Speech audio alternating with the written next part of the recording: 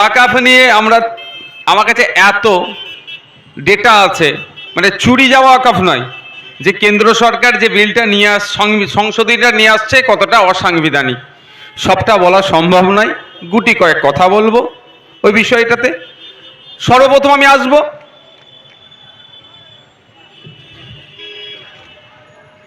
যে পার্লামেন্ট হাউসের মধ্যে বাবা সাহেব আম্বেদকরকে কেন আক্রমণ করলো।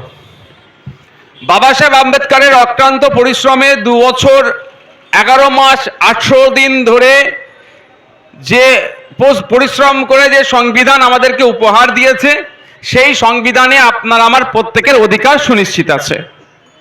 এবং এমন একটা গ্যাঁড়াকল আছে ওখানে, মানে এমন একটা টাইট দেওয়া আছে, সংবিধানের কোন রিলেটেড কোনো একটা বিষয় সরাসরি চেঞ্জ করতে চাইলে ওরা পারবে না, 2/3 মেজরিটি হতে হবে। ফলে যতই চেষ্টা করুক না কেন, এক দেশ এক ভোট, এই ওয়াকাফ সংশোধনী এই ধরনের যেগুলোই আছে, 2/3 মেজরিটি ওদের নেই, ওরা মুখ থুবড়ে পড়ছে। এটা বাবা সাহেব আম্বেদকর আমাদেরকে অস্ত্র হিসাবে একটা দিয়ে গিয়েছে। তাহলে যারা এটা চেঞ্জ করতে চাইছে তারা পারছে না। ফলে কার জন্য পারছে না? বাবা সাহেব আম্বেদকরের জন্য। তাহলে বাবা সাহেব আম্বেদকরকে খিস্তি করো, ওকে আক্রমণ করো, ওর উপরে করো। বাবা সাহেব আম্বেদকর এই প্রথম আক্রমণের শিকার হলো না। তিনি যখন বাচ্চা ছিলেন সেই সময় থেকে তার উপরে অন্যায় অত্যাচার হয়েছে, তাকে ক্লাসরুমের পেছনে বসিয়ে দেওয়া হয়েছে, কিন্তু তিনি দমে থাকেননি।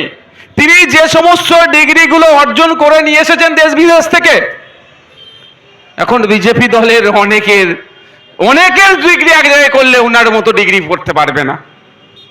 রাগ বাবা সাহেব আম্বেদকরের উপরে। আপনার স্বাধীনতা, ধর্মচারণের স্বাধীনতা, খাদ্যাভ্যাসের স্বাধীনতা, মৌলিক অধিকার যেগুলো আছে সবগুলি সংবিধানের বাবা সাহেব আম্বেদকর আমাদের যে সংবিধান দিয়ে গেছে সেগুলো থেকে পেয়েছি। হ্যাঁ, কিছু অ্যামেন্ডমেন্ট আছে, কিছু সংশোধনী আছে, কিন্তু আমার বলার বিষয় হচ্ছে কেন আক্রমণ করছে।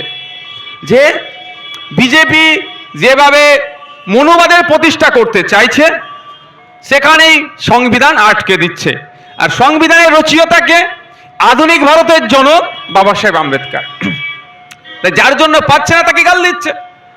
আজকে পশ্চিমবাংলাতে আমার উপর এত অত্যাচার, এত গালাগালি, আমাকে ধরে জেলে ঢুকিয়েছে কেন? এরা চাইছে নওশাদ সিদ্দিকী শুধু মুসলমান করে রাজনীতি করুক, তাহলে আমাকে আর ডিস্টার্ব করবে না, ডিস্টার্ব তো করবে না। কিন্তু যেখানে অন্যায়, যেখানে অত্যাচার হচ্ছে আমি পৌঁছাচ্ছি, এবারটাকে ধরে জেলের মধ্যে রাখো। বাবা সাহেব আম্বেদকরকে ধরে যদি জেলের মধ্যে রাখা হতো, হয়তো জেলের মধ্যে ঢুকিয়ে দিত। এখন হাতের কাছে পাচ্ছে না, ওই জন্য গালাগালি করছে। আমরা ধিক্কার নিন্দা জানাচ্ছি। আমরা ওবিসি কমিশনে অলরেডি আমাদের ডেপুটেশন দিয়েছি, যে এর বিরুদ্ধে মামলা করার কথা, অ্যাট্রোসিটিজ লাগানোর কথা বলেছি আমরা। দ্বিতীয় যে পয়েন্টটা আছে, আমি শেষের দিক থেকে উঠছি, ওবিসি সার্টিফিকেট। ওবিসিটা নিয়ে একটা বড় খেলা চলছে। সংখ্যালঘু মুসলমানরা ভাবছেন যে আপনাদেরকে কেন মাসিয়া আপনাদেরকে পরিত্রাণ দেবে, ঘোড়ার ডিম দেবে, আপনাদেরকে মাছ দরিয়ায় নিয়ে এসে ছেড়ে দিয়েছে। এখন ওবিসিটাতে মাছ দরিয়ায় এসে ছেড়ে দিয়েছে। এই বছরে ওবিসি এনসিএল না পাওয়ার জন্য 450 জন মুসলিম সম্প্রদায়ভুক্ত ডক্টরিতে চান্স পায়নি। এর জন্য দায়ী কে? রাজ্য সরকার। এর জন্য বামেদেরকে দোষ দিলে হবে না তো, এর জন্য নওশাদ সিদ্দিকীকে দোষ দিলে হবে না। নির্দিষ্ট নিয়ম না মেনে ওবিসিতে সংরক্ষণ করেছে, এটা আমি বলছি না, হাইকোর্ট বলছে। তাহলে আপনি যদি সত্যিকারের অর্থে পশ্চিমবাংলার সংখ্যালঘুদেরকে ওবিসির আওতায় আনতে চাই, তাহলে আমাদেরকে কি করতে হবে? ব্যাকওয়ার্ড ওয়েলফেয়ার ক্লাসের যে অ্যাক্ট আছে সেটাকে মেনে, সেটাকে সামনে রেখে তাহলে এটাকে ইনক্লুড করা দরকার, যেটা কলকাতা হাইকোর্ট বলে দিয়েছে। দেখুন, সে না করে সুপ্রিম কোর্টে ছুটেছে, আমিও সুপ্রিম কোর্টে গিয়েছি, মামলা চলছে। কিন্তু আপনাদের বলি, রাজ্য সরকারের সদিচ্ছা নাই যে পশ্চিমবাংলার সংখ্যালঘু মুসলমান যারা আর্থিকভাবে স্বাবলম্বী নয়, যারা দুর্বল, তাদেরকে মূল স্রোতে ফিরিয়ে নিয়ে আসা হোক। শুধু এমন একটা জায়গায় আপনাদেরকে যে ছেড়েছে, মাছ দরিয়ায়। আপনি কোন দিকে যাবেন এখন? কোন দিকে যাবেন? হিটলারের সময় একটা কথা খুব চর্চা হতো, যে আমি বেঁচে আছি, এটা আমার জন্য বড় পাওনা, মানে এমন শোষণ করতো। তো আজকের ডেটে আপনাকে কি বলছে? ও তৃণমূল থাকুক, বিজেপি আমাকে মেরে দেবে। আরে বিজেপি আপনাকে প্রকাশ্যে মারবে বলছে, তৃণমূল আপনার হাত পা বেঁধে মারবে। বরঞ্চ শুভেন্দু অধিকারীর সাথে লড়ে নিতে পারবেন আপনি, কিন্তু এদের মধ্যে যেগুলো লুকিয়ে আছে হাত পা বেঁধে দিলে আর লড়ে নিতে পারবেন না। এটার মাথায় আপনি রাখবেন। ওবিসি নিয়ে তো আগে চর্চা হয়েছে নাকি?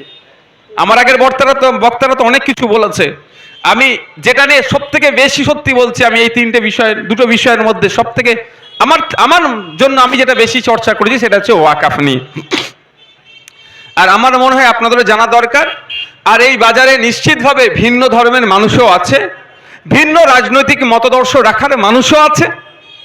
কেউ সেন্ট্রাল গভর্নমেন্ট যারা পরিচালনা করছে তাদের রাজনৈতিক আদর্শকে গ্রহণ করে মানুষ আছে, যে স্টেট গভর্নমেন্ট যাদের আন্ডারে চলছে তাদের মতদর্শের মানুষও আছে, আর আমাদের মতো বা যারা সমাজকর্মী আছে সেই ধরনের মতদর্শের মানুষ আছে।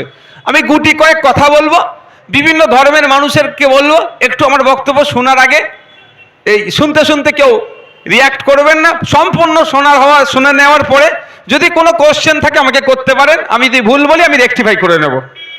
প্রথম আসা যাক, বিজেপি একটা হাওয়া তুলছে মার্কেটে যে যেখানেই ওয়াকফ বোর্ড তার বোর্ডটা লাগিয়ে দেবে সেটাই নাকি ওয়াকফ হয়ে যাবে।